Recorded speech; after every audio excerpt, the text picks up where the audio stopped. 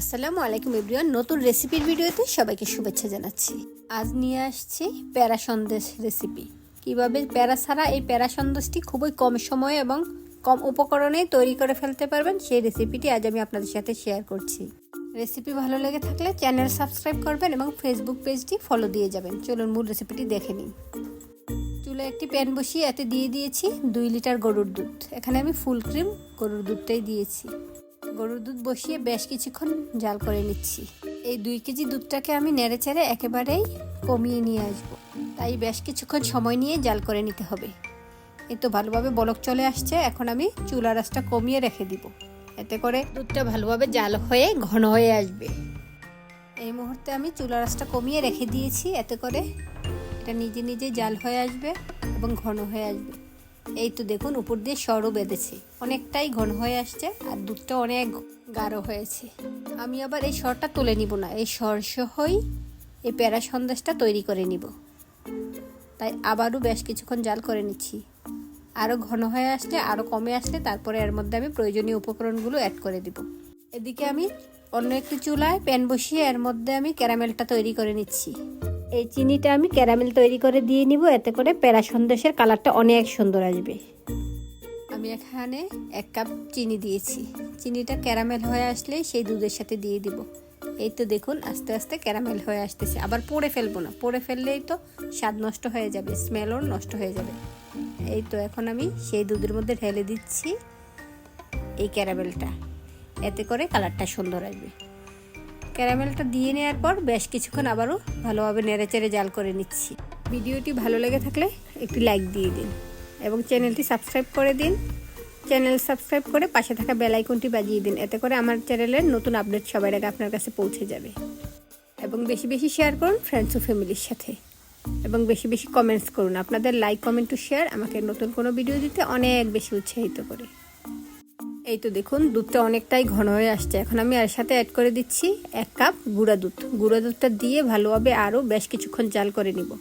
এই গুঁড়া দুধটা দিয়ে নেওয়াতে খুব সহজে এটা ঘন হয়ে আসছে। দেখুন, গুঁড়া দুধটা দিয়ে বেশ কিছুক্ষণ জাল করে নিয়েছি।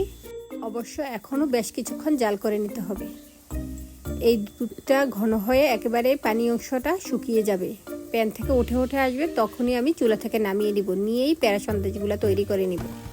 আর এই মুহূর্তে চুলার আঁচ লতে রেখে জাল করে নিতে হবে, কারণ চুলার আঁচ বেশি থাকলে পুড়ে যাওয়ার সম্ভাবনা থেকে যায় আর অনবরত নেড়েচেড়ে যেতে হবে। তাই চুলার পাশে দাঁড়িয়ে থেকেই এই কাজটা করে নিতে হয়। এই প্যারা সন্দেশ বানানোর এই মুহূর্তটাই একটু কষ্ট করতে হবে, তাই এই মুহূর্তটাতে চুলার পাশে দাঁড়িয়ে থেকে নেড়েচেড়ে যেতে হবে অনবরত। আপনারাও আমার রেসিপিটি ফলো করে বাসায় এই প্যারা সন্দেশটি বানিয়ে নেবেন। খাওয়ার টেস্ট একেবারেই দোকানের মতোই পাবেন, আর খুব বেশি ঝামেলা নেই, শুধু শেষ মুহূর্তটাতে একটু অনবরত নেড়েচেড়ে যেতে হয়। আর ঘরোয়া সব উপকরণ দিয়েই তৈরি করে ফেলা সম্ভব, খুব বেশি উপকরণের প্রয়োজন পড়ে না। দেখুন, আমি বেশ কিছুক্ষণ নেড়েচেড়েই যাচ্ছি।